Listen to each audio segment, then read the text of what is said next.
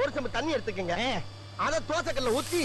அதுக்குன்னு வழக்கமா ஒரு விளக்கமாறு வச்சிருப்பீங்கல்ல, ஆமாங்க, அத அடிப்பக்கமா திருப்பி சரிங்க,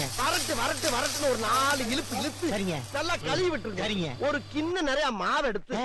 பெரிய ரவுண்டாவும் இல்லாம சின்ன ரவுண்டாவும் இல்லாம சரிங்க, பொதுவா ஒரு ரவுண்ட ஊத்தி 4-5 வெங்காயத்தை போட்டு அள்ளி பொடி பொடியா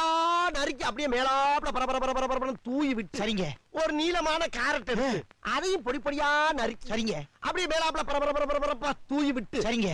ஒரு 16 கரண்டி நெய் எடுத்து, சரிங்க, அதுல 6 கரண்டி நெய்ய உள் சைடு அப்படியே